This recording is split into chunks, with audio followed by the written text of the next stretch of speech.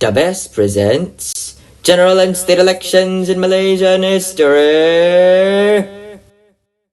So, the third general election in Malaysian history took place on the 25th of April 1964 and would be the first general election for the new nation of Malaysia. Yep, that's right. 3 new states were added to the already existing Federation of Malaya. Those states being Sarawak, Sabah/North Borneo, and Singapore, now bringing us to a total of 14 states. But before I get into the general election results and everything, I'm going to have to go through the state elections, specifically Singapore, for this to make sense. And so, I guess the best presents Singaporean general elections in Singaporean history or whatever. I'm not going to remake the intro of my video. Anyways, the third general election in Singaporean history... Oh wait, also the third. The third general election in Singaporean history took place on the 21st of September 1963, only 5 days after Singapore became a part of Malaysia. And this would be the only Singaporean general election as a state of Malaysia. Now, there were many competing parties, but there were only really 4 main ones. The first one was, of course, the incumbent government, the PAP, with its leader Lee Kuan Yew seeking to get re-elected into the government. However, their leftist wing that split off, Barisan Socialists, led by Lee Siew Choh, would try to fight them. Another opposition party was the UPP, or the United People's Party, and, well, the Singapore Alliance. You see, when Singapore was formed, the incumbent governments of Singapore and Malaya, respectively, both agreed not to contest in each other's territory.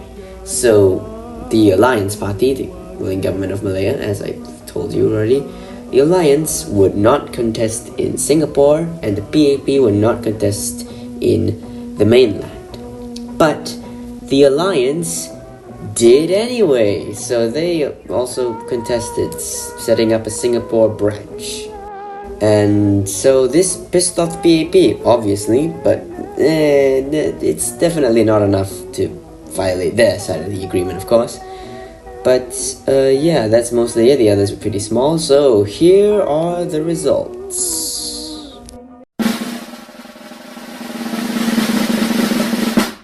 The PAP won, winning 37 out of the 51 seats. Barisan Socialists came in second with 13 seats. The UPP won a singular seat, and then Singapore Alliance won a respectable 0. But the PAP was pissed, so they decided to just contest in the state assemblies and the general election. So let's get into the state elections, shall we? For Perlis, the Alliance won 11 seats, while PMIP won 1, with Sheikh Ahmad Muhammad Hashim becoming the Menteri Besar of Perlis, though he was just sworn in again. For Kedah, the Alliance won all 24 seats, with Syed Omar Syed Abdullah Shahabuddin remaining as the Menteri Besar of Kedah. For Kelantan, PMIP was able to retain their control, winning 21 seats, while the Alliance won 9, with Azri Muda becoming the Menteri Besar of Kelantan on 1964, the election year. For Terengganu, the Alliance won 21 and PMIP won 3, so Ibrahim Fikri remained as the Menteri Besar of Terengganu. Oh, and you may be wondering why I said remained.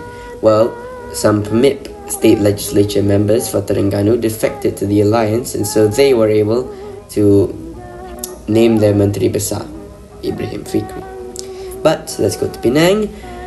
The Alliance won 18 seats, the UDP won 4, and the good old Socialist Front won 2. We'll get to them later, with Wong Pao Ni remaining as the Penang Chief Minister. For Perak, the Alliance won 35, while the PPP won 5. Wow, so Ahmad Said was sworn in as the Menteri Besar of Perak on the 9th of May, 1964. For Pahang, the Alliance won all 24, with Yahya Muhammad Seth becoming the Menteri Besar of Pahang on the 5th of May. For Selangor, the Alliance won 24, the Socialist Front won 4, with Harun Idris being sworn in as the Menteri Besar of Selangor on the 19th of March. Bit soon. But for Negeri Sembilan, the Alliance won everything, but later on in a by-election, the PAP/DAP won a seat in 1965. But either way, Muhammad Said Muhammad was sworn in again as the Menteri Besar of Negeri Sembilan. For Malacca, the Alliance won only 18, while the Socialist Front won 2. So Ghaffar Baba remained as the Chief Minister of Malacca. And finally, Johor was an alliance sweep, winning all 32, and so Hassan Yunus was sworn in again. So that's the state elections. Well, now, what about the general election? Well, another thing about this election, which was special, is that it's the last election in which not all the members of the Dewan Rakyat were to be elected. 55 were to be appointed by the 3 state legislatures of the new states of Sarawak, Sabah, and Singapore. They would altogether appoint 55 members of parliament, and this would be enough to deny the elected members of parliament from the mainland a 2/3 majority to amend the constitution. So they would need Sabah, Sarawak, and Singapore approval to amend the constitution. Pretty smart. But on the actual, elected ones, the Alliance was back, contesting in all 104 seats, and Tunku Abdul Rahman was still at the helm, being the first and incumbent Prime Minister of Malaysia, and Tun Abdul Razak was still his Deputy Prime Minister. However, for PMIP, the one at the helm was Al-Helmi. That was terrible, but the PMIP contested in 53 seats. And so they actually contested in a majority this time. The Socialist Front actually got a big boost in seats, and they were now, well, not seats, just seats contested, and they were now led by Tan Chi Kun, and they contested in 63 seats, which is also enough for a majority, though a bit bigger. Now for the UDP, or the United Democratic Party, which was actually made out of a breakaway faction from MCA, the Malaysian Chinese Association. They were led by Lim Chong Yu and contested in 27 seats. The BPP still had its leader from last video, because I'm not gonna say his name, sorry, and contested in 9 seats.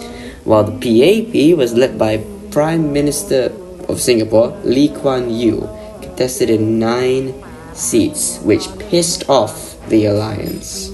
But it's okay, right? And of course, 8 independents contested. Of course, we need to also mention the Parti Negara, because yes, and sadly, On Jaafar died in 1961, and so his party kind of fizzled out because of that. And so this would be their last general election before they were just dissolved. But without further ado, here are the results.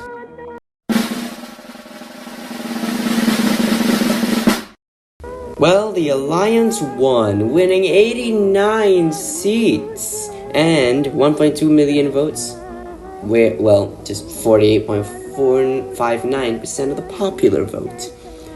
And so Tunku Abdul Rahman remained as our first Prime Minister, and Tun Abdul Razak our first Deputy Prime Minister. And their lead was so big that even after the 55 seats were appointed by the aforementioned state legislatures, they still had a comfortable majority in the Dewan Rakyat. However, the PMIP was not doing as well. They only won 300,000 votes and 14.64% of the popular vote.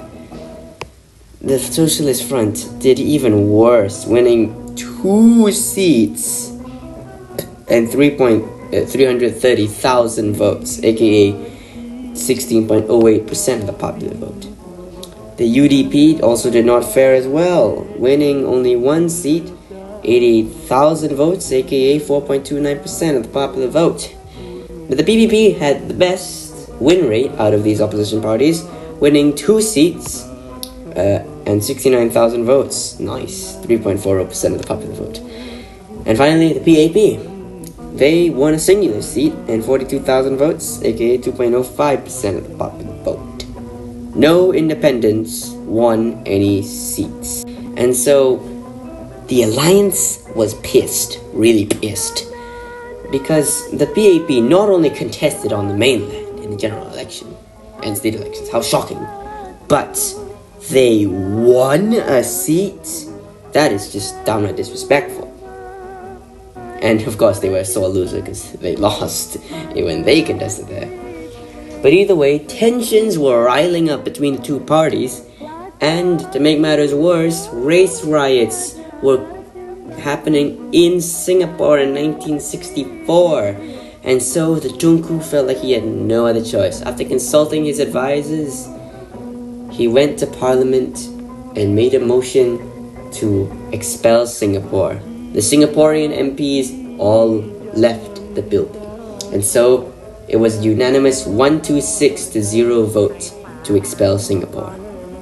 Therefore, on the 9th of August 1965, a tearful Lee Kuan Yew had to announce to the nation, this new nation, that they were independent. He was heartbroken. But hey, Singapore turned out to be very rich, so who cares? And the rest of Tunku Abdul Rahman's premiership went well, right? Well, yeah. Aside from the expulsion of Singapore, there was also confrontasi to worry about.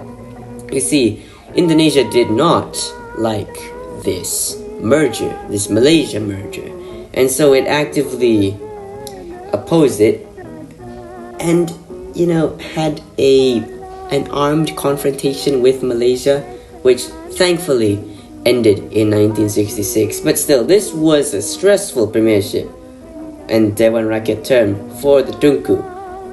But good thing it's gonna end soon. Foreshadowing. But yeah, I guess I'll see you for the next election, guys.